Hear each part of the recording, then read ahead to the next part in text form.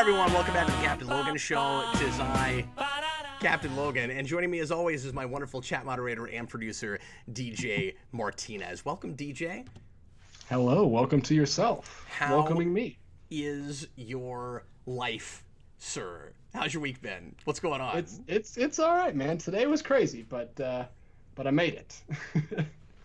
Glad to hear that. You're looking real sharp, man. Looking snazzy. Thanks, I like that tie. Man. Yeah, I haven't got to dress up in a while. We haven't done this in a little while. I don't know. We always treat it like a exception. You know, it's like we're gonna dress up tonight. No, let's go casual. And we've done that the last few weeks. And I'm like, oh, that's right. That's actually what we were supposed to do on this show.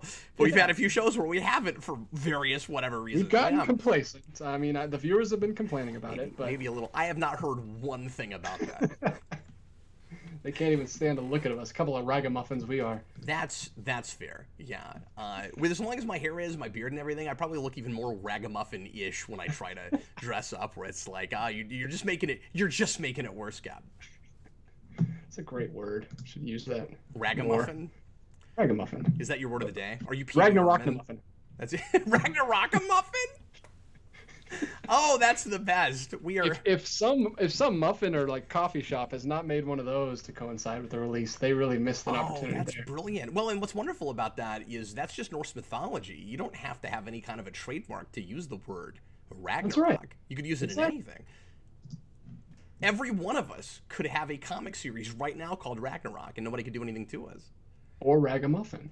Or Ragnaruffin Rock.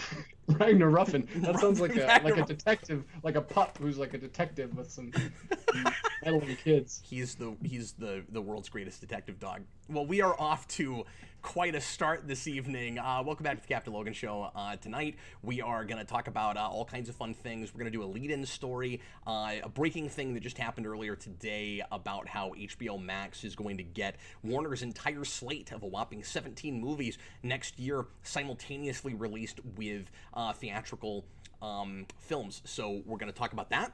And we're going to take your questions as always. We're also doing Captain Logan After Dark tonight on Patreon. And tonight we're going to do another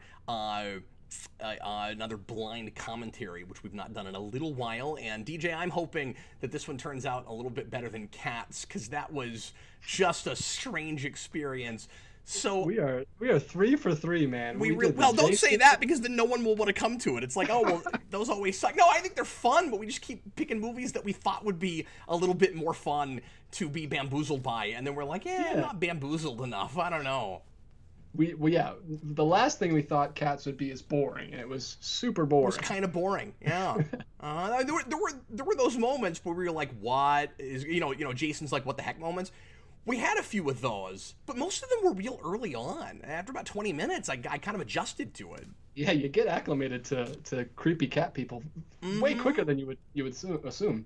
So I'll put this in the chat, guys, but tonight I am going to throw out some slightly more mainstream choices of potentially not great, or possibly bad, or just potentially weird movies, but stuff that a lot of us have heard of that I either haven't seen, or it's been so long I might as well have not seen them. So I'm going to throw 5 movies at you, and the Super Chat winner for this evening will get to pick which of those movies we watch and talk through on After Dark this evening, regardless of whether or not you're a patron. You'll get to pick that, and then if you want to pop over to Patreon, it's just the $2 tier, the bottom tier on Patreon, patreon.com/geekvolution. We do this twice a month, not always a blind commentary. We do all kinds of other things. Usually it's a discussion show. We're talking about things we don't usually talk about on the channel. Can be anything, completely uncensored. It is a dictionary definition of After Dark, but although it's nighttime right now, so you could say even this is After Dark. But anyway, so let me go ahead and throw out those movies, and then, like I said, that is, if you've not been to that before, that is an unlisted live show that we do just for the patrons. So tonight, my choices that I threw on this are as follows. Hopefully there's not anything on here that ends up being sort of like, Flubbery, yeah. I mean, one of these I know is just atrocious, but I have seen it, so I know what it's going to be like. But it's been so long, I kind of wanted to subject myself to it again because I think it might be amusing. So anyway, Prophecy with Christopher Walken from 1995, and that was a whole series of like horror action films, DJ, that I have heard of but have never watched, and I think HBO Max has all of them. These are all things that are on Max. These are all action movies. I threw Godzilla versus Mechagodzilla on there. I've never seen any of these, by the way. I'll just go ahead and say that. Oh, that's good to know. Well, and I sent you the list. I figured you'd tell me if you'd seen one, because then it wouldn't be exactly a blank commentary. And again, I'm cheating a little bit, but the ones of these that I've seen, it's been a million years. G.I. Joe: Rise of Cobra. I know there's some folks that kind of like that movie. I've never seen it. I threw Steel on here. I thought I'd get a really bad superhero movie. And we'll probably do a commentary for the channel at some point, but it might be fun to do an uncensored one. And then the absolute notorious, have not seen it since the theater, Wild Wild West, the star vehicle for Will Smith. So yeah, Tom, you're the only person on the planet that likes Flubber. I'm sorry, man. That may not be true. Anyway, so Daniel Davis says, "Hey, Prophecy is pretty good. It's like Highlander with angels from the same creator, but it sounds like a thing that might be fun to talk over." So those are the 5 movies that you can pick from if you end up being the Super Chat winner of the evening. We do that collectively, so if you want to throw in a few Super Chats throughout the show, we will count those up at the end and see who has thrown in the most, and that will be your prize for that. That is the Super Cat. That's the Super Cat goal for more cats for the evening. After the lead-in topic tonight, DJ, I have a special announcement to make about the channel and some things moving forward, so look forward to that. I didn't want to do it right up front in case we've got some stragglers, but I'm not going to make you wait till the end. We'll do that right before Q&A. It's exciting. I think it's a thing I've been teasing for a while. Some of you guys will know about this, but I have finally got it off the ground, and it's turning out even better than I expected, so I'm excited to tell you about it. So, DJ, what was your reaction when you found out that every movie next year that Warner Brothers is putting out is going to be on HBO Max at the same time that it goes to movie theaters? Did this surprise you? Does this seem like one more step in the direction we thought we were going, or was that farther than you thought anybody would go? Yeah, it's in the middle, right? Like I don't think it would completely surprise anyone with how, they just announced Wonder Woman and stuff. But it's still huge news. Like, yeah. I mean, you can pretend like it's not a big deal, but it's a huge deal. Like their whole slate, like that's a huge hit. I mean, not that they wouldn't take the hit anyway, but to say the whole year, like we have no idea what the year's going to be like next year. Like that's kind of, I don't want to say jumping the gun, but I mean, it's Warner Brothers, so they can announce stuff and unannounce it as much as they want, I guess. But that seems like putting the cart before the horse a little bit when you have no idea what the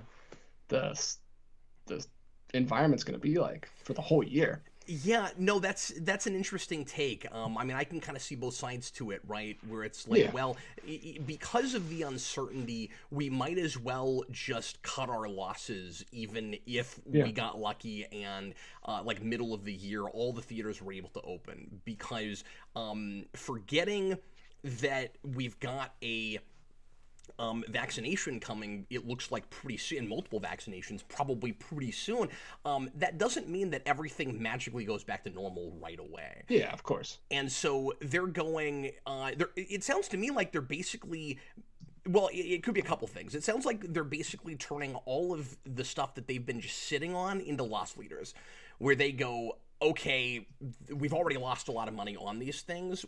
It can't really get too much worse. We might as well just get them out there and use this as a way to push the streaming service that we've got that has not been doing as well as we were hoping it would. I'm convinced that part of this is about really bolstering HBO Max. Now, keep in mind, because this is a thing that not a lot of people are talking about, if you go and actually read the articles, the fine print, you'll see that they're only going to be putting out the brand new movies for 31 days. They don't stay on HBO Max. Wow. They will drop off, and I'm sure eventually come back, a lot of them. But they're doing them like a lot of earlier theatrical and streaming simultaneous releases have, where it's there temporarily. But if throughout the entire year if you have HBO Max, you can watch brand new movies that you usually would have to go to the theater for. If enough of those are things that individuals want to see and not just like one movie in the year, it would be a reason to hang on to your subscription. And a lot of people aren't feeling the need to hang on to their subscriptions right now. They'll watch what they want to watch for a little bit, and then they'll leave. And HBO Max hasn't had a whole lot of yet. They're really banking on the Snyder Cut and stuff, original content that people are really excited about yet. They have a really good backlog of movies and TV shows and stuff. Like I think at the moment, as far as the selection goes, it's one of the better streaming services. But and we've talked about this, but especially because of brand confusion and stuff, they have not done anything like as well as they were expecting to. We never get numbers on these things, and I wish we did. But there's a lot of people behind the scenes are kind of complaining about it, and that it does not seem to be doing the numbers that you'd think it would. And just anecdotally, if you just talk to people, the majority of people you talk to are like, yeah, I don't even know what that is. Like a lot of people still, I don't understand HBO Max, or I tried it for a minute. I mean, it's got some classic movies, that's cool. But more of what you hear from everybody right now about streaming services, beyond maybe Disney Plus and Netflix to some degree, is there's just so many of these, I'm not gonna get another one. Like I think Disney got theirs started right before you heard that rhetoric as hard as you're hearing it right now. There's just so many of these things. I'm not getting one more. I don't care how good it is. I don't care that it's got an entire company's everything they've ever made. I don't care. I'm done. I'm just not gonna do it. And I think you're hearing a lot of that post Disney Plus. I think Disney Plus hurt HBO Max's chances at being the juggernaut that has been. And of course, nothing can stop the Disney knot. But anyway, so when I heard, I'm sorry, what did you say? The way you said that, it sounded like that Batman episode where they just get tied in a human knot. Nothing can stop the Disney knot. Yeah, oh, you spell your knots with a K, do you? So when I heard this, I thought it was really interesting. I wasn't expecting them to go that far that fast. But I kind of, from a business perspective, get it. This is a thing I didn't understand until we started talking about this on the show. But as we've brought up before, every movie that they're hanging on to that they're not putting in the theater, they're losing like $1 million on a month or better. And so they're sitting on all these movies right now. They got all these films. Some of them which weren't supposed to come out until next year, of course. Like I'm pretty sure Matrix 4 and Space Jam. The New Legacy. That sounds like that sounds like a direct-to-video title. It's like a Tron movie. I feel like it's not going to be too long before I can't say direct-to-video anymore. Like that's not even going to be a thing because everything's direct-to-streaming. But it's true. But I hear that and I'm just like, that sounds like a movie that just immediately goes to the Walmart $5 bin, right? Like The New Legacy. Really? That's what you called that movie? It's like they knew nobody was going to see it. What is the legacy? Is it gonna be like in the same universe and he's gonna remember? Like, does the world know that Michael Jordan? We don't have to talk about this is a rabbit hole. No, it is, and I'm running off the beaten path. But my interpretation of that right away is I didn't know about that until today. I saw a logo for it. I was like, The New Legacy? What? Like that sounds like a generic video game that's made in a franchise that you haven't seen anything in 25 years. I think it's like Michael Jordan has his big legacy, and they're like touting up LeBron James as the next guy that's supposed to have that big of a legacy, right? So like there's you can't have Space Jam without a huge basketball player with that caliber, and so the new legacy is just LeBron James. That's my guess, but I don't know. Have just been hanging out until a basketball player has got to the same level as Michael Jordan. Now they're going to come back. And of course, that's I'm sure that's debatable, and I've never watched him play, and so I have no dog in that whole fight. Yeah, exactly. But I did start that Michael Jordan documentary. Oh, it's so good. Recently. I need to get back to it. I only watched the first episode. It's one of the best docuseries I've ever seen. I've watched it twice now, and wow. I showed it to my wife, and yeah, it's really good. Cool. And that kind of, I don't want to say non-linear thing, but where they do the like lost flashback thing where they'll go back and forth, but because that thing, we're completely off topic now, but that Michael Jordan docuseries, that's on Netflix, right? Is that Netflix? Yeah, Netflix. It is. It's called The Last Dance, and it is primarily like half of it is about the final year that Michael Jordan played basketball, and the other half of it is his whole career leading up to that. And so, in most episodes, well, and not just Michael Jordan, but also that whole team, like different players kind of get episodes, but obviously it's really Michael Jordan centric. And throughout that thing, they'll keep jumping back and forth between the present day of that shoot where it's that last year. What is it, 98, 99? And then they'll jump backwards to whenever and kind of give you linearly the history of Michael Jordan. And at first I didn't really care for that structure, but on a second viewing it was actually really effective. I thought I hadn't really seen that before. Cool. Well, I'm excited. I'm only one episode in. Like I said, I'm not too far into it. It's just like the college stuff, but yeah, it's really interesting.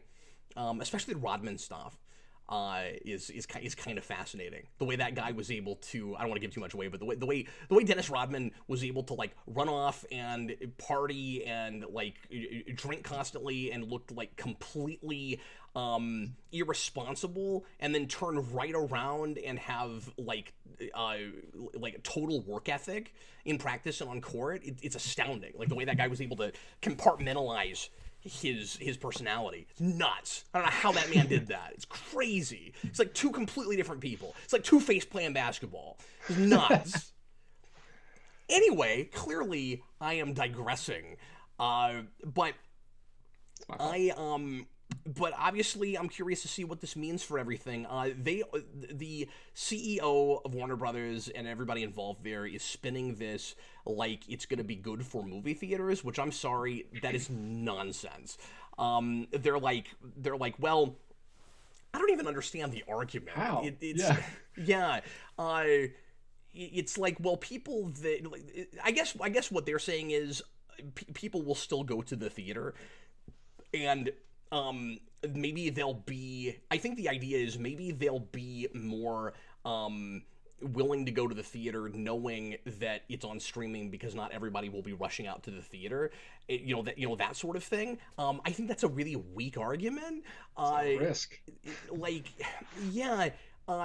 Obviously they're just trying to appease the theaters while at the same time they're just trying to save their own behinds, and obviously I sympathize with that. I mean, like it's really difficult to do what they need to do to stay afloat and not ruin movie theaters. So obviously, like we've been talking about a lot, the big question is how much can theaters bounce back when this is all said and done if they were to stop doing it this way? Like if this is really successful for them, the model could massively change, of course. And the question is, behind closed doors, what are they talking about right now? Is there hope to actually cut out the middleman, or is it, even if they are spinning this is good for movie theaters, is there a half-truth to that at least, where they really do wish all their movies could go to the theater and they hope that theaters can bounce back, but they can't make their primary objective to rescue the movie theaters? It's sort of like Diamond in comic shops, where it's like, I mean, we want to keep the shops open, but if it's, if at the expense of us not doing well, we're not going to do that. Or maybe less Diamond and more just the comic companies themselves. Cut out the middleman. How much is Warner's and any other company that starts to do this kind of thing? Disney is going to be putting out some of their movies now.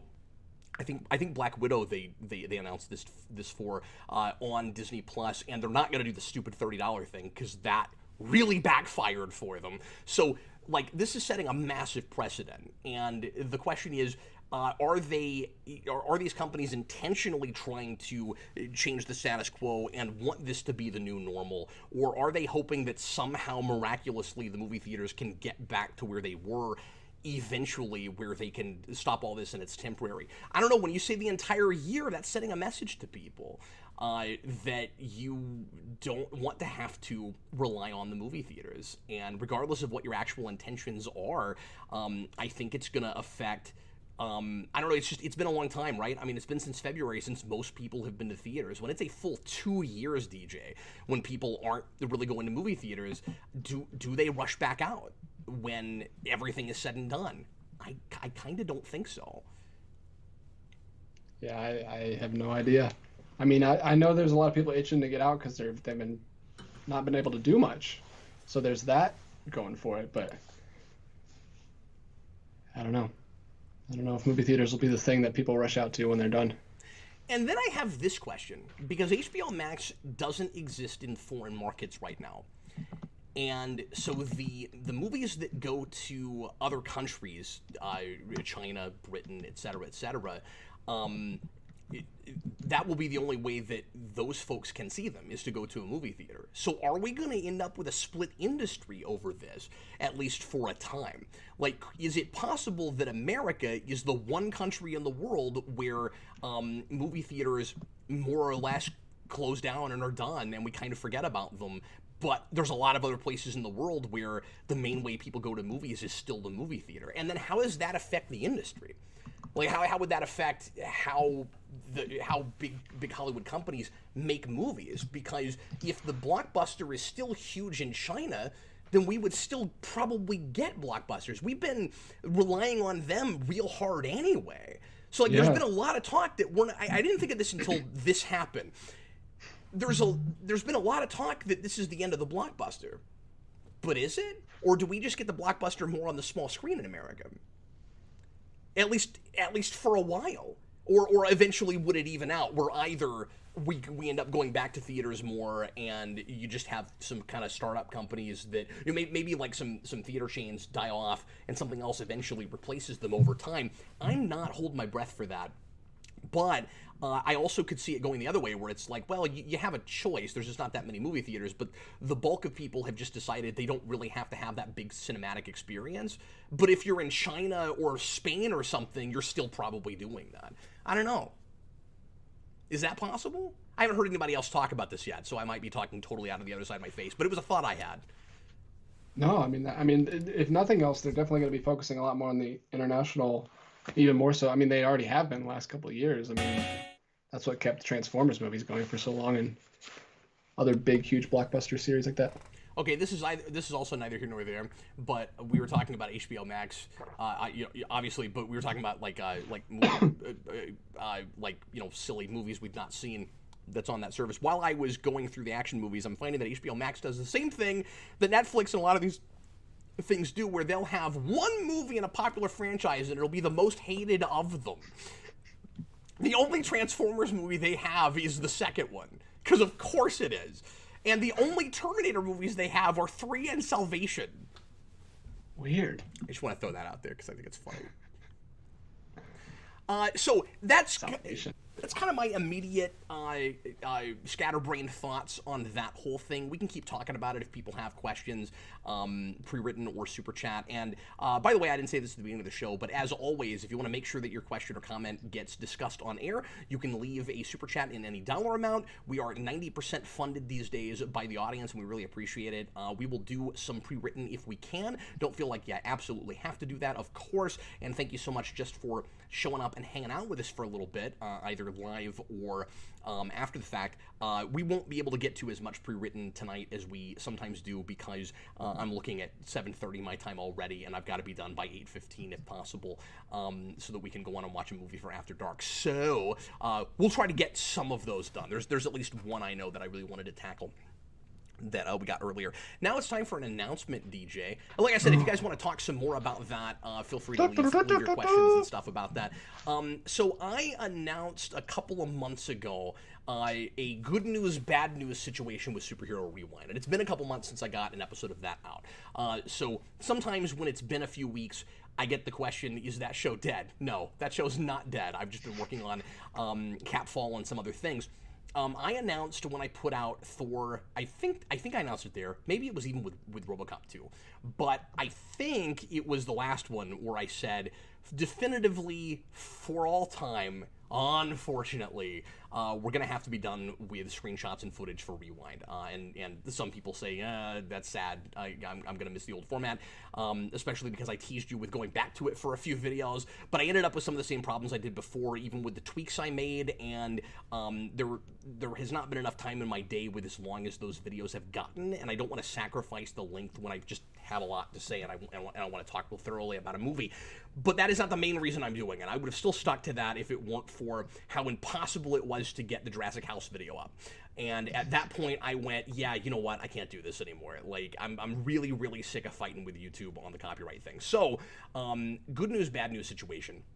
Like, this show has had kind of an identity crisis, and I wanted to finally nip that in the bud and get you know, confident and comfortable with what that show is going to be. And so I called it for a long time, when it was just audio, a glorified podcast. It is no longer a glorified podcast. It's just a podcast now. And I have been working feverishly the last couple of days getting it on podcast platforms now. And if you like just listening on YouTube, it will still be on YouTube. That's not going to change. It's going to go up simultaneous. Patrons will get Rewind episodes a couple days early, at least 48 hours, if not more. But it will show up on YouTube, and this is my plan right now anyway, on YouTube and podcast platforms simultaneously. But I know when I was doing that before, and I was paying for podcast hosting for a while, there were a lot of people that really liked having it that way, where they could download the episodes, or they could use less bandwidth, and it was less irritating than having to deal with YouTube, especially if you don't pay for premium. And I finally got with Anchor, which is the best podcasting hosting service I've ever found. And I'm not just saying that because they also pay you if you get enough listenership to make an ad and say that, because they do that, and I am doing that, but that's not, but I also mean it. It's really, really good. Anchor is a free podcast hosting service, and I'm seeing it as like the YouTube for podcasting. I had heard about this, but I didn't really know anything about it. It's really user-friendly. It's really easy to figure out and use, and I was able, with them, to get immediately on Spotify. And so Superhero Rewind is now on Spotify. Right now we're there, and we're on Anchor, and we should start popping up on some other platforms as well, because of thumbnails that have box art from movies. I'm fighting with copyright even with the podcasting thing, with some things. Honestly, it's not that big of a deal to me if we're not with Apple. I don't know how many people use Apple's service, but hopefully if you do, you're okay with jumping to one of these other things.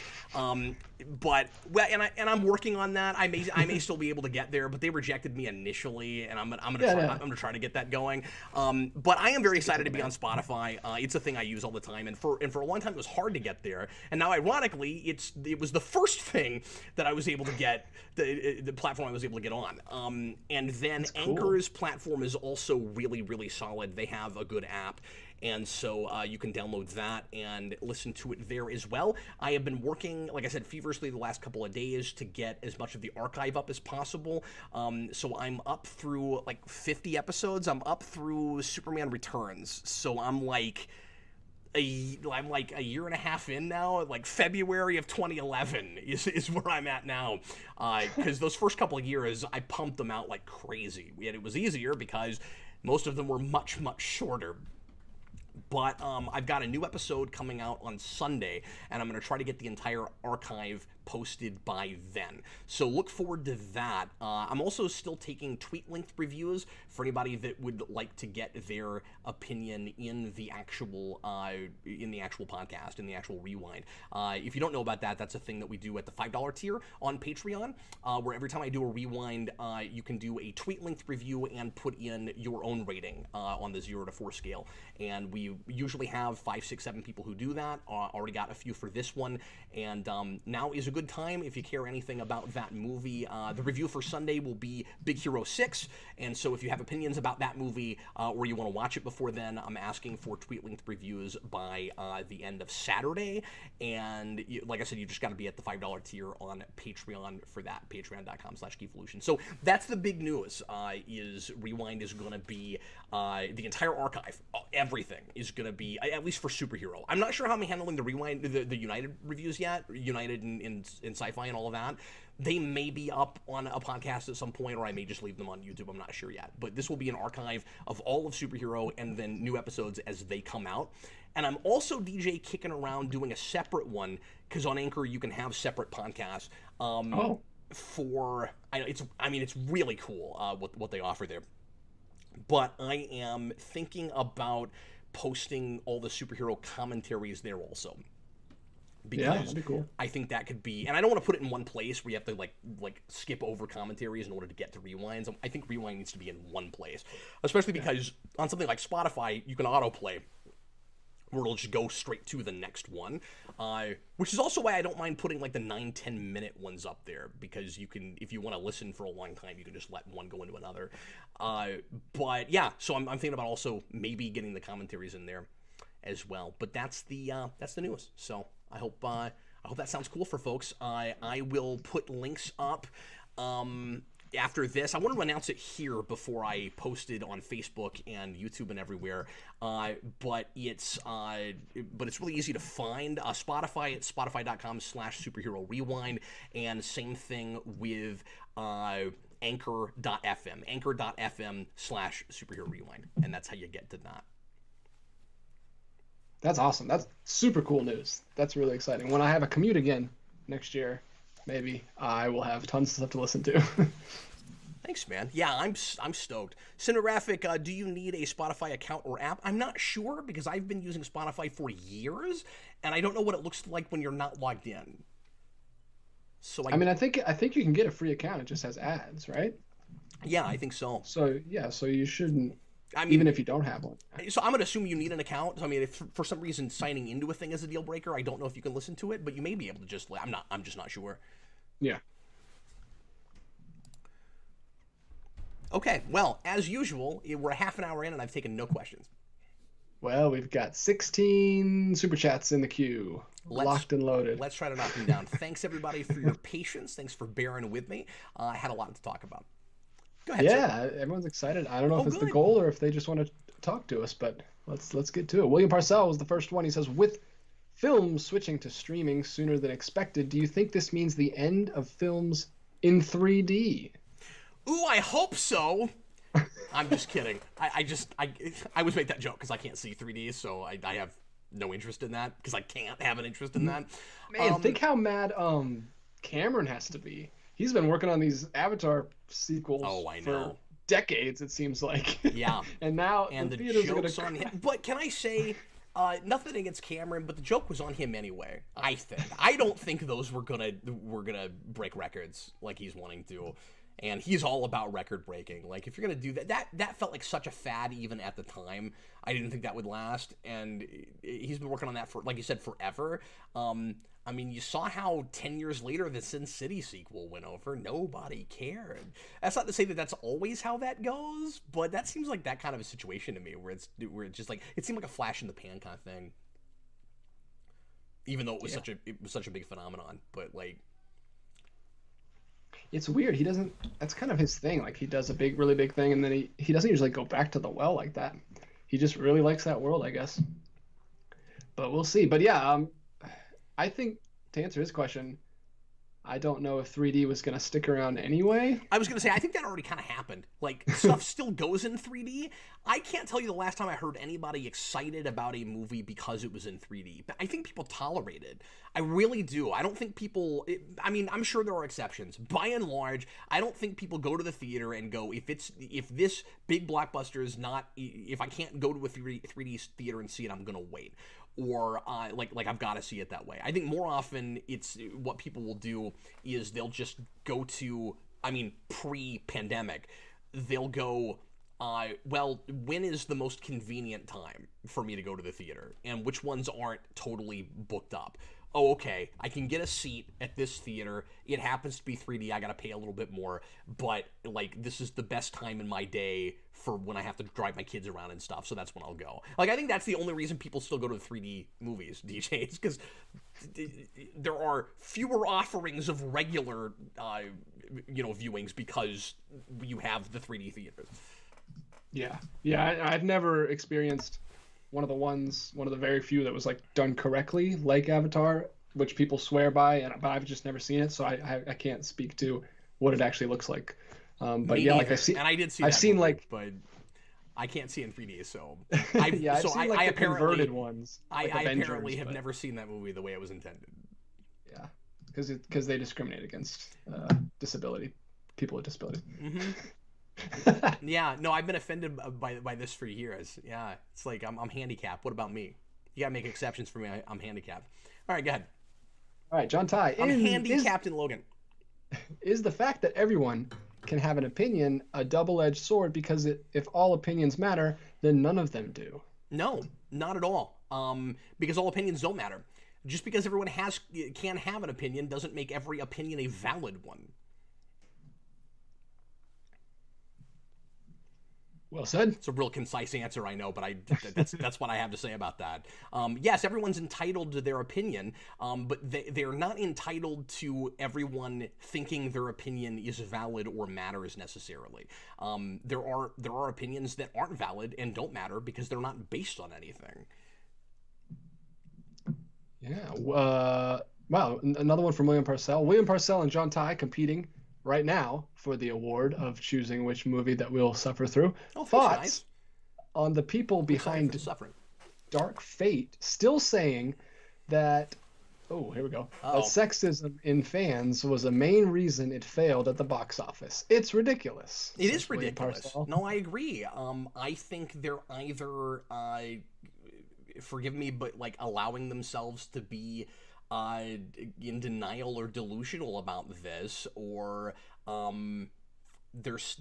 they think they're seeing something I'm not seeing. Like it might just be listening to like it's kind of like working backwards from a conclusion. You see the couple of things that validate your worldview or your opinion, and then you go, well, see, it must all be that. Where it's like if they could find one person, and I don't know if this is what's happening, but I see this with other stuff, where it's like if I could find one person that seems to not like my movie because they don't like that it was an action movie starring a girl, that I can go, well, that's why the movie failed. That's clearly not why the movie failed. Like, just objectively, just like look at people's complaints of that movie and who went and who didn't go. They couldn't get ladies to see that movie. What does that tell you? You see what I'm saying? Like, it's not like men are the only people who go to action movies. And even, I'll say this, even if it was great and it might just not have a wide audience, that doesn't mean it's hard everybody's to say. Sexist. That's such a great point. It's yeah. And like I always some things aren't for everybody. I have a knee-jerk reaction to that because you're immediately making assumptions about people just because they didn't go to the thing you made, which strikes me as a real kind of entitled way to look at things. Like are people and you see this with franchise stuff some where it's like do people have an obligation to go just because it's an established franchise? No, they don't. If it doesn't look interesting to them, or if they've seen all they need to see from Terminator, they don't have to go. Nobody saw the one before it either. Yeah, that didn't do great either. I think this probably even performed worse than that, but I haven't looked at the numbers. I don't know if that's true actually. Now that I'd assume you're right, but but I don't know. Yeah, but like and looking at it from the other perspective too, because when you were listening to actors and people involved in behind the scenes in that movie talking about it, there was a lot of like, this movie, I think Cameron was saying, like, this movie is gonna be pushing envelopes for progressivism, and there's that famous quote where it's like it's gonna scare the hell out of sexists and women haters and stuff like that. Like, I don't know how much that hurt it, but I kind of don't think that really hurt it that much either. Like either direction. I don't think it was political spectrum necessarily that much at all. That probably doesn't help a thing like that. I think that did affect Ghostbusters to a degree. But I think with that, it was kind of just under a lot of people's radar. It's just, do we need more Terminator? Like, people were talking about how that franchise was dead. And I don't think the Terminator franchise has to be dead. I think the movie they made is not good. But I couldn't tell you until you had a much less polarizing one. Like, if you had, let me put it this way, if you had another Terminator 2, and they keep trying to remake Terminator 2, so I don't mean that. I mean a movie that was as beloved as Terminator 2 in the Terminator franchise by the people who went and saw it, and it still bombed, it means there's not an audience. Yeah, but I can't tell you if there's an audience, because in my opinion, that movie was really bad, and I'm not the only person who felt that way. So it is hard to say how much of it was the quality of it, and how much of it was there's not that much of an audience for that anymore. You are not entitled to people seeing your movie just because it's a franchise that was once beloved. Yeah. Well said. Tyler Thompson, is the reusable time travel in Endgame any more or less universe-breaking than the Holdo maneuver, or Khan's magic blood? Ooh, I think it's kind of on par. I don't even know if it's universe breaking. I think it was just sort of a cheat. Like, the magic Khan blood and the Holdo maneuver feel more universe breaking because they set such a precedent where it's like, okay, if you can do this now, how do you tell more stories in this franchise without just ignoring them? Both of those movies did that, and it's amusing that I know Abrams didn't make Last Jedi, but it's amusing that both of those are franchises that start with Abrams, and they both did this. The time travel thing in Endgame is kind of a horse of a different color. I just wasn't sure that I understood the rules, and I bought what they were selling me as far as how that whole thing worked. I don't know that it necessarily breaks the universe, though. Like moving forward, I don't feel like because of the time travel in that movie, now you could just solve every problem with time travel. You see what I'm saying? Like, that's different. I don't get to the end of that movie, I'm like, well, now that we can time travel, because one of two things is going on in that movie, and they cannot decide which it is. Either you're constantly making a new universe every time you go back in time and do time travel, or you can't really change anything, or it's kind of both. And in either event, then you couldn't really say, well, now that we can time travel, we can just solve any problem, like you could those other two things. So I don't think it's the same thing. Yeah. That's going to be an interesting mania, because I hate thinking about time travel in any movie because it just breaks my brain because I think about it too much, and I'm going to have to think about it, and for that commentary, it's going to be weird. Oh, I thought you were going to say you're going to be really angry with me if I decide to even go there. Because can we just not talk about the time travel? Can we just not think about it? To. Well, I get that sometimes from folks where it's like, well, Cap, time travel is a conceit anyway, don't think about it. And I'm like, okay, then it needs to either be played as a conceit or have solid rules. You can't do both. And that's why I have to talk about it. It's like any other internal logic. And you also, I'm going to get on a soapbox for a second, you also, this is going to be ranty, you can't have your cake and eat it too as a viewer, I don't think, when you're dealing with something like time travel, where you go, I like heightened things that don't have to be fully realistic, where I buy what's happening for the sake of the internal logic of the thing I'm watching, where it's able to suspend my disbelief. But at the same time, you can't talk about time travel because it's just a conceit. You see what I'm saying? Like, you can't be cool with heightened stuff and say that I can't talk about time travel.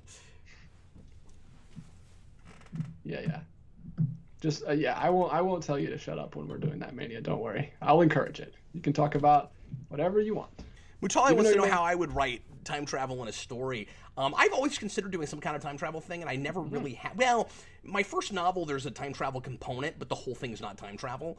And I did, pardon me if this is self-indulgent, but DJ, I did a chapter in that. My book is about interdimensional travel, and I did a chapter in that where my main character has to go back in time, and he is afraid that he's gonna create all these problems with the timeline, and then the whole gag at the end of the chapter is he was actually in this like sort of theme park time travel dimension thing where you can't change anything. Like real time travel, you could change a thing, but this was a technology that allowed you to experience time in the past without actually affecting anything. So there actually wasn't anything at stake the whole time. So I was like breaking your brain for a minute with time travel, and then got to the end and went, yeah, it actually didn't matter because I was making fun of time travel stories. Oh, that's cool. By doing that, but that's about the only thing I've ever done with it. Cool. You could maybe use that for a whole piece. Well, except you wouldn't want to get to the end of a piece, and it, like none of it mattered. It was Psych! basically a dream. Like it was okay on a chapter by chapter Wizard of basis, Oz but yeah, Wizard there were of other Oz things at and stake Alice too. in It wasn't Wonderland. just about the time travel. Oh man. All right, they're piling up here. Oh, man. Maniac Madness 11. Man. Hi there. He's a big fan of Mania. He's our number one Marvel Mania fan. Yeah, and I'm pretty sure he had that name well before we were doing Manias, but I could be wrong. Thanks, do you man. think it's believable to write an alien character in first-person POV in novels and people not question why they're thinking in English? I'm sorry. Can we look at that one more time? Is it believable to write an alien character in first person and people not question why their thinking is in English? Yeah, absolutely. I mean, you have some voice challenges with that potentially to some degree, but that's akin to me to having characters in a comic book that we have an asterisk where we just say, well, they're speaking Mandarin, but we're reading the English because basically what you're reading is a translation. Yeah. And that happens in movies all the time. All the time, yeah. Just we're in America, we make movies in English, but we make movies about, or not as much these days, but we used to make movies where people would just be speaking English that wouldn't be speaking English all the time. And then another one, also from Maniac Madness 11, 2 right in a row. Thank you, sir. Did you continue the HBO series, The Leftovers, after your first impressions? I've heard it's considered now one of the greatest shows of all time. It is, and it seems like almost unanimously from the people that finished it, that watched all the way through. I thought it was a little slow at the beginning, but intriguing. And I also hear that from a lot of fans of that, where it's like, when it gets its stride and it picks up, it turns into like the best thing ever. I have not watched past that 3rd episode. I need to do it, and I'm more interested in it after liking Watchmen, because that's the thing Lindelof did right after that. So nice. That may be a thing if we ever find the time for the both of us to look at and tackle, DJ. Yeah, I love Watchmen, and we both loved Lost, and we're both Lost fans to some degree. So yeah. That's a great idea. And my wife watches TV like crazy, and I think that's one show she hasn't watched, and so I can finally be like, hey, I found a show. Well, that sounds like a thing you could get her to watch. Yeah, I'm sure she'd enjoy yeah, it. she watches all the HBO stuff. TH1, what is your favorite superhero death? Also, I have very odd relationship with Wild Wild West. Find out more in my next super chat. You're my favorite. Oh man, cliffhangers in super chat. Stay tuned. Who We've got a lot of firsts in super chats. Later on, I'm going to tell you about another first in a super chat. I'm sorry, who was that? Was that Tom? Yeah. Same Tom chat, same Tom channel. Favorite superhero death? I mean, it's hard not to say Superman, and I know that killed superhero deaths for a lot of people. Like, just because it set a bad precedent doesn't, in my mind, make it bad on its own. And I also get people's criticisms with it. I'm not going to keep defending this. It's one of my favorite things to deal with it. But yeah, and it's not even the way he dies so much as what we do with him after that. So maybe that's not even the best answer. But as far as, like, I don't know, like, just cool ways we've killed off superheroes, I'm blanking. Does anything immediately come to mind? I mean, he doesn't say comics, right? He just says superhero. So I mean, Logan is amazing. Yeah, sure. No, that's that's a really good superhero death. I'm trying to think. We don't do it as much in movies, obviously, because we haven't had that much history in movies. Yeah. Well, I know there's got to be something like major that I'm just not thinking of that's great. I'm gonna be like, oh no, I missed that. I need to spend some time thinking about this. I'm not sure. Stay tuned, Tom. He's gonna do some research and get back to you. No, I'm not. I'm trying to do this from the top of my head. No, yeah, I was going to movies. I was like, what are some places where we do actually kill off, superheroes? And obviously, in singular superhero movies, we don't do it that often. I mean, also in Logan, the Professor X death is heartbreaking, but I don't know if Professor Xavier even qualifies as a superhero. Also, X3 when he dies, it sucks. Yeah. Yes. That hurt my feelings more than anything ever in a theater, probably. For me, the worst superhero death is when I go into Days of Future Past and all the characters from my favorite X-Men movie are just gone. Well, I was going to say off screen. I was going to bring that one up too. The Iceman death is pretty cool, you have to admit. Iceman death. Yeah, at the beginning, when he he dies, but then he comes back as a time travel, and they shatter his head. Like the Sentinel steps on his head and shatters it. It's crazy. Wow. Yeah, I don't remember that movie. John Ty, is the inherent contradiction of being human are wanting to be in a group and trying to be independent? I think he's saying, is this the inherent contradiction of being human, wanting to be in a group and trying to be independent? Yeah. I mean, that's certainly one of the big ones. Absolutely. Yeah, I agree with that. Human beings are. We're kind of, hypocritical by nature. Like whenever people say they can't stand inconsistency in people, I'm like, well, you're in for a lot of disappointment in life, because it's just people. It isn't. Yeah, and that's not to cop out that like people shouldn't try. But it's impossible to be 100% consistent in your life, and but yeah, to that. To specifically that question of independence versus being kind of pack animals. Human beings are not. I heard a psychiatrist on a channel that I listened to say this the other day, and I hadn't really given this a lot of thought, and I agree with it. He said people are meant to live in groups, but they're not meant to live in cities of thousands and millions.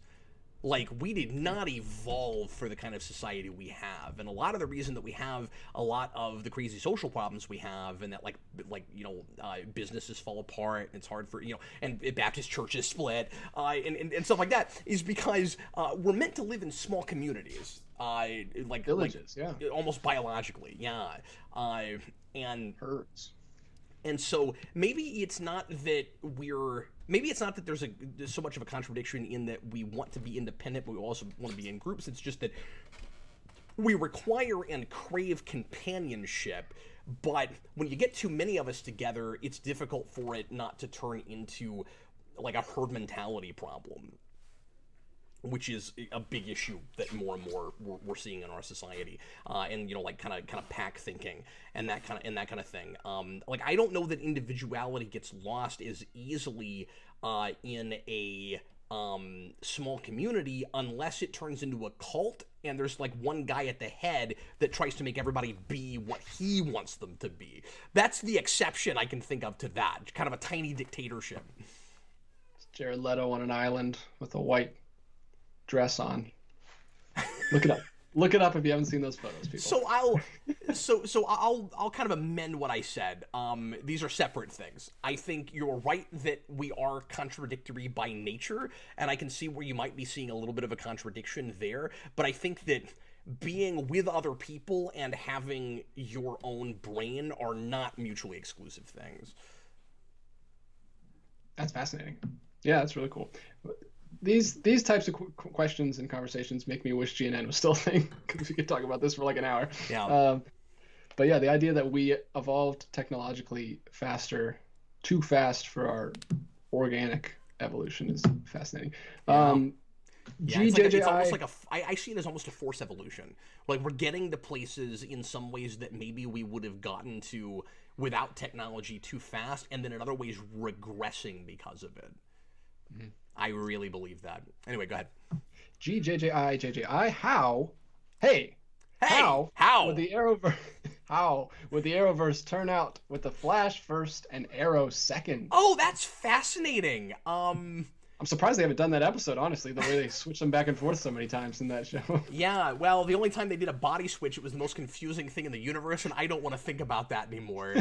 They don't know how that mind switch worked. That was so weird. Like, people would, like, see one in the other's body, but it wasn't just, like, a straight-up mind switch. I don't understand that. Anyway, if Flash had started first, I don't even know, like, I don't want to cop out by saying this. I can't even imagine at that time how that could have happened. Like, because that was so much of a lighter show at the time than Arrow, and then Arrow just turned, obviously way too light and goofy for its own good. I couldn't take it seriously anymore. But Arrow begins because of the Nolan films. Clearly, somebody, just like with Smallville, wanted to make a Batman show and had to settle for Arrow. And they're ripping off Nolan in tone and ideas and even plot stuff all over the place in those first couple of seasons. And then Flash ends up being kind of the yin to Arrow's yang. Interestingly, though, when we introduce Flash in that show, yeah, he's a lighter character, but it still fits very much with the tone of that show. And then when they spin it off and make it its own thing, he's sort of like Superman to Green Arrow's Batman. And so if you flipped it, like, what would have at the time been the contemporary like inspiration for that? Would it have just been kind of the overall tone of MCU? But like, we hadn't had that much MCU yet, right? Like, that was the lightest thing happening with screen superheroes at the time. We're talking 2012, and as like in getting it into the production, they wouldn't have even seen Avengers yet. Yeah, it would have been before that. So my question is, if this would never have happened, they wouldn't have thought to go to Flash first. They wanted a Batman-esque character. But all things being, let's just say, for whatever reason, they go to Flash first. It ends up being 1990 all over again, because they made a Flash show and tried to make it a Batman show, like it was the tone of '89. So it might have been a Flash show in the tone of Nolan's Batman, and then a dark Flash show once again. That would have been crazy, and who would have who knows if that would have led to an Arrow show, or if it would have just fell flat and we wouldn't have any CW shows. I doubt that they would have taken their inspiration as much from Superman as they did. Yeah. Because they really did kind of play him as Arrow's Superman. And then once they were stuck with the Supergirl show, that all got really confused. But yeah. But at first, they kind of had that. That was their world's finest, and I thought it worked really well initially. That's cool. Yeah, it's kind of what the MCU did, where they picked Iron Man and Captain America to lead their universe instead of Spider-Man and X-Men, because they didn't have them at the time. That's a really good point. We turned not B-list, but to the general public, more like B-list characters that we turned into the big A-listers. Yeah. Mm-hmm. TH1, I keep getting rid of Wild. Oh, here we are. This is what he teased. It's the follow-up. Yeah, we're at the mid-season like follow-up to that episode earlier in the season that we forgot about, but like now we got to do a sequel to it. Yeah. Yeah, we just got back from Christmas break, and TH1 is going to fill us in. I keep getting rid of Wild Wild West because it's so horrible, but then rebuy it because I keep forgetting how horrible it is. Then get rid of it again because it's horrible. Do you have any movie like that? I think I do. Terrible. I can't think of what, but I think I've had that. Not to that degree where I keep selling it and buying it. Oh, that you should get 10 minutes in. Oh yeah, that's right. This is the worst. I don't think I've had that. But I do have that watching things probably, where I'm like, oh, I want to check this out. It's been a while. Oh, I've had things where I keep desperately wanting them to be better than they are for me, where I'm like, surely it's got to just be me, I always use this analogy, but like video games when I was a kid, where like it couldn't be the programmers. I must just not know what I'm doing in this game. You know, like the game can't be bad. And I had that with Rises. I've said that before, where I went to the theater like 5 times trying to understand that movie because I thought it had to just be me. But even when I was younger, I mean, I have definitely had this with things. I had it with the Ninja Turtle sequels, where like every few years I'd go back to 3. Because I'd be like, surely it's not as bad as I remember. It's Ninja Turtles. And it's like, no, it is. But I'm trying to think of anything more recent, because I've definitely had that with stuff. Not to I that have, degree. That's pretty extreme, Tom. But I've had that with certainly something. I can't think of what. I've thought of one that Yeah. I didn't sell. I still have it because I don't get rid of anything. But um, have you seen the movie The Brothers Grimm? No, you told me about it though, or Oh, somebody's told me about this. I don't think I have, but I will because Matt Damon and Heath Ledger play the brothers Grimm, Jacob and Wilhelm Grimm, but they're in real, like their stories or whatever that they write are real in their universe. And I'm like, every time I watched it one time and like I think I turned it off. It was like when the kid gets like in a spider's egg sac and then gets swallowed by a horse and you see him like going down his throat. Anyway, it's horrific and it's a terrible movie. But then I showed it to my wife later. Like I was like, I like fairy tales. I'll watch it, and then it's still, not just horrifying, but just really weird. I just thought of another one. Now this falls a little bit more into the category of I liked it when I first saw it, and it gets worse as it goes along. But it is a thing that like I watched again. It was like, oh, that's not very good, and then later on was like, oh, that's a movie. Oh, that's right, that's not that good. I forgot about that. The Bucket List is like that. Ah. Yeah, we don't recommend these films, guys. Don't check them out. Not really. I mean, really Bucket List is just too sappy. Like it, and I don't buy some of the character choices in that. Like it's maybe worth it for some of the performances, because Morgan Freeman and Jack Nicholson are fun to see on screen together, and it's one of the last films Jack made before he retired, I think. But it's not great. Maybe he made a few more. I'm honestly not sure. I think it's the last thing I saw from him before he retired. But speaking of Heath Ledger movies that are not didn't finish up very well, have you ever seen The Imaginarium of Dr. Parnassus? No, I haven't. I've heard of that, but I've that's like his last movie. And Johnny Depp and Colin Farrell take his place in the film because they had to finish it, and they were both big fans of him. But I really liked how that movie started. It's got Andrew Garfield playing a really fun character in it, but I thought it just got bonkers at the end. But Ryder gives us a super chat. Real quick, can I stop you for a second? Sure. How many more super chats do we have? 1, 2, 3, 4. Oh God, several. 11. Okay, let's try to knock them out as fast as humanly possible. Lightning round. If we gotta run to go till 8:30, that's cool. But I really have got to try to quit before that. Brandon will be here right then, and we need to get to After Dark. So, thanks everybody so much for the support and the interest and having fun with us this evening. Let's do some more super chats. Go ahead. Ryder, have you? And he uses the eye emoji here. I've never seen someone use emojis to like save space. That's genius. No one else do it though. Have you seen? Have you seen streaming apps have extras like commentaries? Are you asking if I've noticed that some of them do that, or are you asking if there are any that do that because you want to know what they are? I have seen that in a couple places. I think it's the latter. Yeah, Disney Plus does it. I don't know how much they do it. I've seen Netflix do it very rarely, where they'll give you a commentary, and I've also seen Amazon do it with special features specifically. Yeah, I haven't looked a lot, but the Disney movies. Disney Plus has like the animated movies. They have all the extras right there, like deleted scenes and featurettes and all that stuff, which is super cool. Yeah, it is cool. And sometimes they'll treat it like an extra episode. They'll give it like an episode number at the end, where it's like there's one more, and then that's Yeah. So yeah, that's cool. I think HBO Max might be experimenting with that. I know that they have like different versions. Like if you watch the Studio Ghibli films, they have like the Japanese version and the dubbed version. So they're experimenting with that a little bit. Lewis Cox, hey Cap. Hi there. How? Okay, so I think we would have got it, but he went ahead and put another super chat in to explain it. He says, "Hey Cap, how is Eric the Mandalorian this season?" And then he put another one in saying, "Sorry, how is Eric liking the Mandalorian this season?" So thanks for both of those. Yeah, I thought it was really weird when you got to the end of that first season and the big reveal was the Mandalorian's name is just Eric. Eric the Mandalorian. Very strange. Yeah, I mean we do that sometimes with Star Wars, where you'll have like a normal person name and then a sci-fi kind of name. But he was just Eric. He didn't even have another name. It was weird. And then they named Baby Yoda Goku. Anyway, so were you asking about Mandalorian?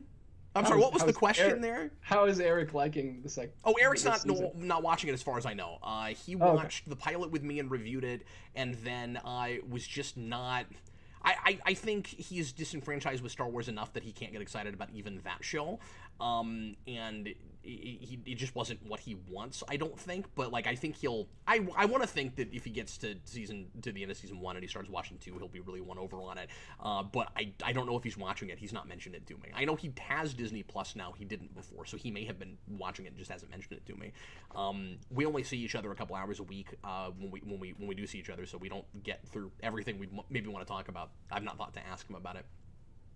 I just saw him last night. We shot a commentary finally for the last Matrix movie, Matrix Revolutions, awesome. And we'll post that tomorrow or over the weekend. Cool. John Ty, what does serialized entertainment do better than non-serialized entertainment, and vice versa? Jeez. Good Lord. Okay, so I'll do this real simply. Obviously, this is the thing I could. Again, GNN questions. Yeah, absolutely. Yeah. We talk about the pros and cons to, obviously various genres of entertainment, but also both of these structures. So if you have something serialized, you can treat your story more like a novel, and it allows you to spend more time, really fleshing out characters and backgrounds, and not having to. Cheat as much in trying to make a character sympathetic when I can't know as much about them as I'd like to. I mean, that's one of the nice things about making something serialized. If we're just talking on a pure, storytelling level. But movies are, I almost want to see it as like the best places to adapt stuff, right? Like you can make a big epic in a film, obviously, but sometimes films are kind of better for kind of short story material or like a novella length kind of thing. You do see a lot of short stories that get adapted to films, and you see a lot of novels that do, but you also these days see a lot of novels get adapted to miniseries or ongoing shows, and when it's handled right, it becomes a lot harder sometimes to say the book is better than the show, because they've got the real estate, to deal with everything, and sometimes it's also just a matter of I don't know, audiences, right? Like sometimes with I guess now I'm just talking kind of TV shows versus movies, but like, one-offs versus something that's ongoing. Like if you're expecting people to really stick with you with your show, you don't always have to be as accessible where you're trying to like make it so that everybody and his dog can watch your thing. Some of that can be about money, of course, like how much you had to put behind it, but some of it is just like we can be more sophisticated and thoughtful because we have this like smaller niche audience that's here for this thing, and we're going to make the best thing we can for the people that are watching. And maybe you don't have to make as many compromises sometimes with a serialized thing, although with some TV shows you absolutely do, because that doesn't always have just to do with serialized versus singular pieces. It can also have a lot to do with what the initial platform is. I don't have enough time to talk about that the way I'd like to. Go ahead. Next we got a $1 donation from Ryder. Thank you, sir. Thanks, man.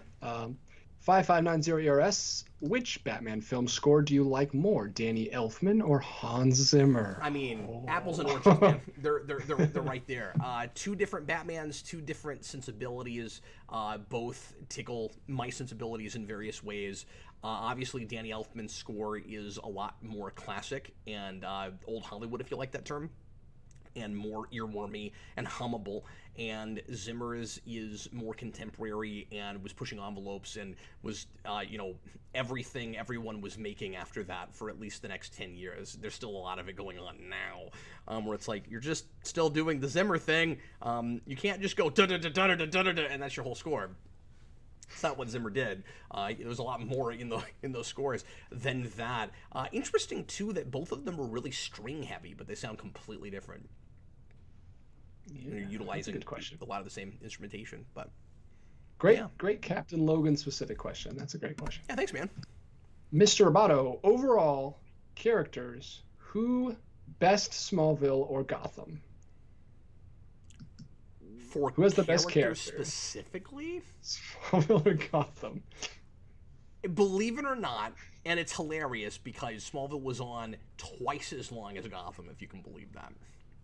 Smallville had 10 seasons, Gotham had 5. And even with a lot of the retconning that show did, even with some of the character reinvention that it did, I think ultimately it was probably more consistent in its characterizations. I like the characters I can think of that it would switch on a dime were mostly supporting or recurring characters. Like they just completely reinvent Jor-El, but like that doesn't really happen with any of the mainstays. I would say that when Gotham has really good character writing, it's a lot better than Smallville, but it's few and far between enough. I think I have to give it to Smallville. But I almost want to say like it depends on the character we're talking about. Yeah. Wow, that's difficult. I think I'm going to say Smallville, but I'm not sure how comfortable I am in that answer. Smallville makes him uncomfortable. Gotham makes me uncomfortable, but intentionally. That's the difference between those shows. Do you know how to say this name? I'm not from Valtrim? Valtum? That is a name I'm not familiar with, yeah. Valtuem? Valtuem. Yeah. Are there any exits that way, Captain Logan? Well, you're not pointing. I mean, I'm just reading text, so I don't know. Which way? Some way. I watched X2. There's a window. There is an exit there. It's at least a fire exit, yeah. Last week, I watched X2 with my kids, and we were very disappointed because the Disney Plus, where we were watching it, has... X-Men 2 on Disney Channel. They can do that now.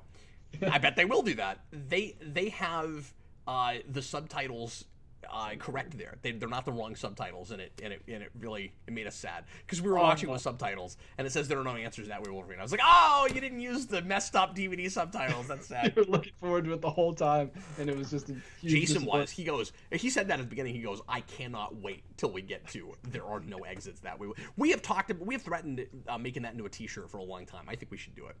Oh yeah, I think that needs to be back on the Redbubble. There's been so many things that we've said on this show that could have been a T-shirt. That one especially, man. That is weirdly kind of an our channel thing. I've never heard anybody else notice that, because I mean, most people aren't watching their movies with subtitles, but that still cracks me up so hard.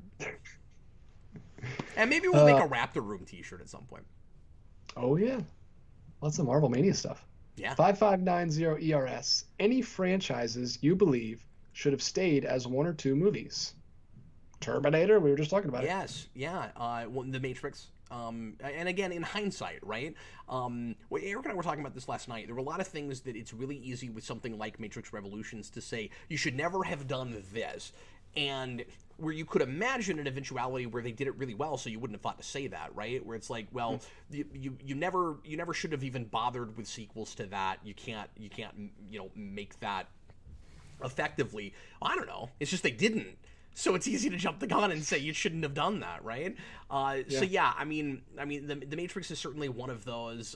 It's hard not to say that with Transformers, but it's not like there's not plenty to mine for Transformer sequels. And a lot of people really hate that first movie too. I thought there were places to go with it potentially, but I just ended up not liking any of those sequels.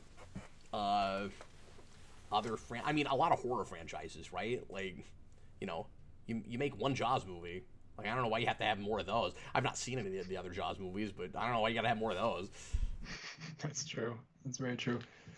Psycho. Like, I don't think we needed more Psycho. Home Alone. Yeah, that's definitely most assuredly good. Although, I mean, I'll stand by my Home Alone 3 soapbox, like I've been crucified on this show for liking.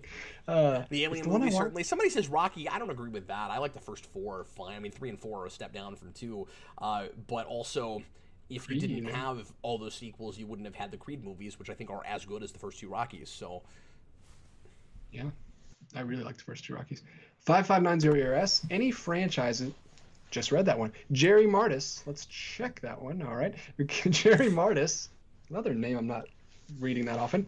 Cap, Poltergeist is a really good call there, Mutale. No, I'm not nice. with you.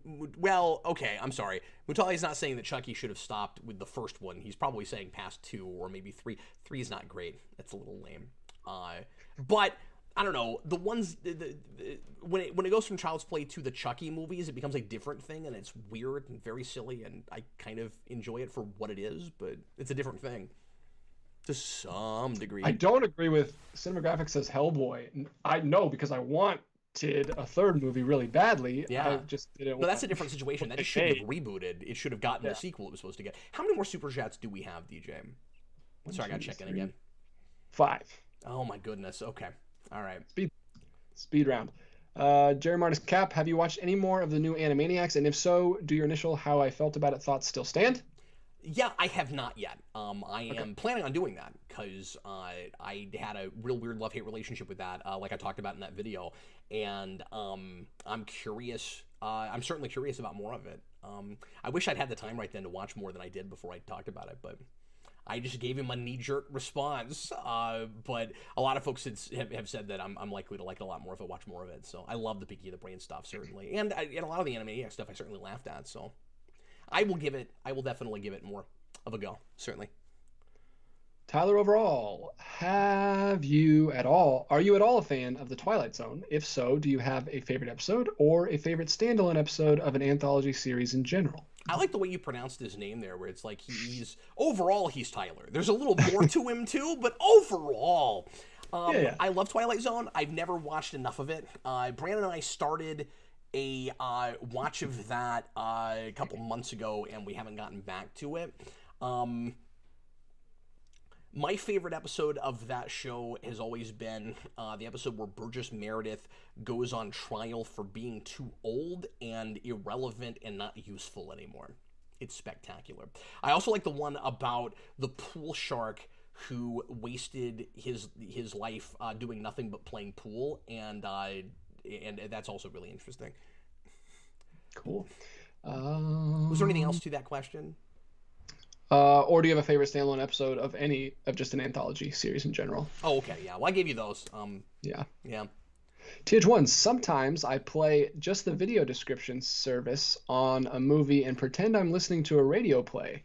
Does anyone else do this, or am I just weird? I've always thought to, but I've never actually done it. I've heard a few That people would be say a that's cool really video. interesting.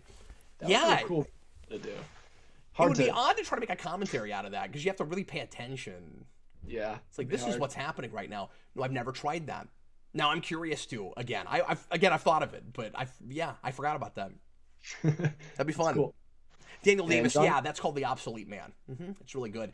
Burgess Meredith is in a couple episodes, and the other one he's in is a lot of people's favorite too. I think is he the guy who's the librarian in that episode that my wife loves? It's really good, but I think I like The Obsolete Man a little bit better. All right, and we have. And I also like. Sorry, there's obviously there's the classic one with the airplane that everybody always talks about with Shatner, but I like the Shatner episode. I think that's Shatner, right? I like the Shatner episode also where he goes into the diner and there's like the genie thing on the table that he gets obsessed with and kind of stuck to the table, or not the genie. It reads the future and he can't stop getting his future read. That one's really good. So, I think we're gonna have two of our guys maybe agree on something. I think it's neck and neck. Are we tied? I think so. I'm gonna have to. I'm trying to go back and read through, which is hard when I'm trying to. Yeah, keep and up. we're at the limit here. We're gonna have to stop right after these super chats. So please, no more super chats, guys. If any more come in, we will read them next show. Let me just say that. Okay, that's good. So I apologize if somebody doesn't get that memo and puts one in, but we have to stop the show after the rest of what we have now. So it's just two more. John Ty and Lucas Green. I think John Ty may have just broke the tie with this one. Do you wish Batman didn't have the Bat family so he can be a loner again? No. I wish we could tell more stories like that, I guess, right? Like I wish we could do both more often. And just, I don't know, multiple Batman continuities would be nice, but I like too many members of the Bat family to say that, certainly. We talk a lot about how it's kind of hard to do Robin in the present day and all of that. But I can't lose, my Oracle and the Birds of Prey and stuff like that. So Hi, Cap. Also, Yeah. those are characters that ground Batman too much. Like it would be, there are too many good stories about how he acts like a loner, but he actually really needs a family and is forced to be a team player. I think you have to have that with that character. I think it humanizes him. And this last one is from Lucas Green. Yeah. Hi, Cap. Just wanted to know, from a gamer who hasn't played Miles Morales yet, would you recommend playing it around Christmas for a better experience or not? I like the Christmas aesthetic in the background, but it doesn't do a lot with it story-wise or anything, and it doesn't feel like a Christmas game. It may feel more that way if you're playing it, 2 days before Christmas with snow on the ground, just because that is the aesthetic, certainly. But I don't know, we're in December, it's Christmas season. Like, I think that probably enhances it to a tiny degree. I think it's cool they did that. I think they could have gone farther with it. I think it would have been cool if you could have, like, swung off giant Christmas trees and stuff. It doesn't do that. Or at least I didn't find any. You stole that guy's Christmas tree. Okay, well, is that everything? Are we good? That is everything, but we have a two-way tie. That's just a tie. We have a tie between T-Edge 1 and John Ty. The tie tied it. A tie of $20 from both of them. Wow, so, thanks, guys. Really appreciate it. Should we make them come to an agreement? Like arm wrestle for it? Yeah, I'm not sure the best. So here's how we'll tiebreaker it. What we'll do is you guys throw in your votes of what of those 5 we do, and we'll let Brandon pick between them, because Brandon just came in. He's right over here. He doesn't even know what the selections are, so he'll have had no time to process this. And so now maybe they'll say the same thing, and then we won't have to worry about that. But if they say different things, we'll let Brandon pick between them. I think that's the easiest way to do it. Otherwise, coin toss or something. Yeah. Wow. The drama that just happened in this episode is breathtaking. It really is, yeah. I'm waiting on the edge of my seat. I bet you guys wish you gave $1 more on one of those super chats. Seriously. Tyler Thompson says sudden death. You guys try to throw those in pretty quick if possible, if you're both still watching, and otherwise we can get them after the show if you want to send them. Can you read the choices again? Yeah. I'm sorry. I did type those earlier on the show, but it's been a while, so yeah. I should start finding a good place to post those. So the choices were Prophecy with Christopher Walken, Godzilla vs. Mechagodzilla, G.I. Joe: Rise of Cobra, Steel, or Wild Wild West. 4 blank commentaries. Those are the selections. So Tom wanted Wild Wild West. Yeah, but he says he would concede to well, you don't have to concede. We're gonna let you both pick something. Yeah, don't ruin the drama, Tom. We want the drama. So who are we waiting for on John? Yeah, come on, John. He was the one who asked for the choices, so he is here. He's just good. Okay, cool. Excited. Come on, John. Oh, the suspense. And possibly for everyone else, the boredom. Don't turn that dial, folks. Oh, he picks Godzilla. Okay, all right. So Brandon, you have 2 movies to pick between, buddy. Okay. We're gonna do a blind commentary on After Dark, and these are your choices. We can either watch the much maligned mid-90s Will Smith vehicle Wild Wild West. Yeah. Or we can watch Godzilla vs. Mechagodzilla. Have you never seen Wild Wild West? I have, but it's been since the theater, so I have not. I've seen it too, but just because there's a sheer thing about that movie, I have to say Wild Wild West. And I feel like that will potentially be an enjoyable thing to watch and make fun of, right? Like, we should be able to get some material out of that. We would have Mechagodzilla too, because I've seen pieces of that, and it's really fun. But yeah, Brandon has spoken. So I almost went Mechagodzilla just because I've never seen that personally myself. Yeah, we've never had a time for. Well, we can do it down the road. And I was excited because I'm excited either way. But I just watched the first Godzilla. This 54? year, so. That's awesome. But yeah, I'm pumped for Did Wild you Wild like West. it? Oh, I loved it. Yeah, I mean, I watched it with my think son. it's brilliant. My son would just go, "Monster, monster!" Whenever he showed up. It was so cool. All right, well, everybody, thanks a bunch for watching. Sure appreciate it. We're going to go ahead and get going. We're going to be back in about 10 to 15 minutes for Captain Logan After Dark. If you are not currently a patron, but you'd like to hang out with us on that show, you can become a patron at patreon.com/geekvolution. Just the $2 tier will get you access to that. In the next few minutes, I'm going to put out a link that will show up in your inbox. So whatever email that you have connected to Patreon, you'll see it there, or you can just go to your Patreon account and you'll find it. Once I've sent it, that will give you the link to the unlisted show, and we do the whole thing live, so you can hang out with us just like you have been, and we're going to watch Wild Wild West. That is on HBO Max, and I don't think anywhere else, of course. So if you're not currently subscribed to HBO Max, it might be difficult to watch it, unless you have a copy.